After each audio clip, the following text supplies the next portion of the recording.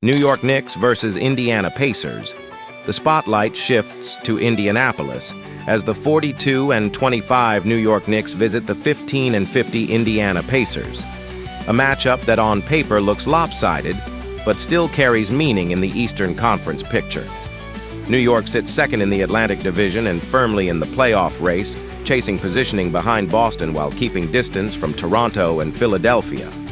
Indiana, deep in the Central Division standings, is searching for stability in a difficult season. Despite the records, the season series is tied 1-1. The Pacers edged the first meeting 114-113 at home, and the Knicks answered with a dramatic 137-134 overtime win in New York. The numbers now suggest the balance could tilt again, with New York entering the game as a heavy favorite and carrying clear statistical advantages across most categories. New York's season profile shows a disciplined, balanced attack. The Knicks average 117.2 points per game on 47% shooting, moving the ball effectively for 27.6 assists while controlling the glass with 46.1 rebounds per game. Defensively, they limit opponents to 110.9 points, force 8.1 steals, and add 4.0 blocks per night.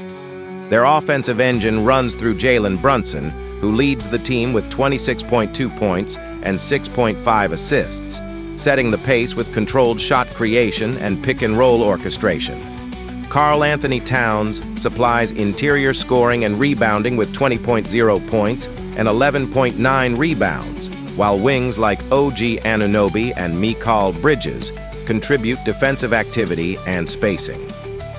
Indiana plays with a different rhythm.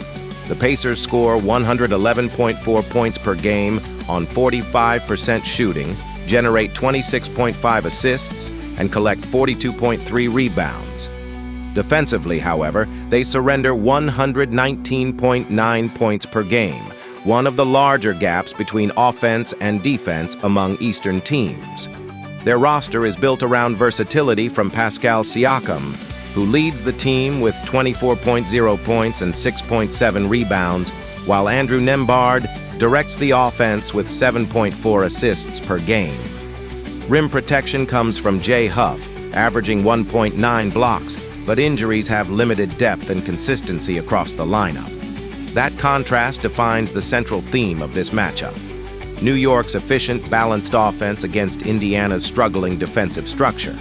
If the Knicks maintain their rhythm in half-court execution and rebounding control, the statistical edge favors them clearly. Recent form reinforces that momentum. New York has won 3 of its last 5, including convincing victories over Utah, 134-117, and Denver, 142-103. Showcasing explosive scoring stretches and strong ball movement. Their 2 losses in that span were narrow and competitive. Indiana, meanwhile, has dropped 4 of its last 5, allowing at least 125 points in each defeat. Defensive breakdowns and inconsistent shooting have forced the Pacers into high-scoring shootouts they've struggled to finish. The marquee dual centers on the backcourt leadership of Jalen Brunson versus the two-way versatility of Pascal Siakam. Brunson's 26.2 points and 6.5 assists reflect a guard who dictates tempo using mid-range precision and patient playmaking to create efficient looks. Siakam counters with physical scoring and positional versatility, producing 24.0 points per game while anchoring Indiana's offense in isolation and transition. When Brunson controls pace and limits turnovers, New York's offense flows smoothly. When Siakam finds rhythm attacking mismatches, Indiana's attack opens up. Tactically, the Knicks hold advantages in rebounding, shot efficiency, and defensive consistency. Their 46.1 rebounds per game could generate second-chance opportunities against Indiana's thinner front court, while their ability to limit scoring to 110.9 points allowed contrasts sharply with the Pacers' 119.9 allowed. Indiana's best chance lies in pace, pushing transition, relying on Nembhard's playmaking, and hoping perimeter shooting can offset defensive gaps.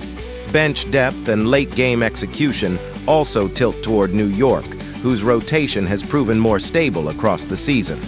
Expect the Pacers to compete early on home energy, but over 4 quarters, the Knicks' balance and defensive discipline should assert control.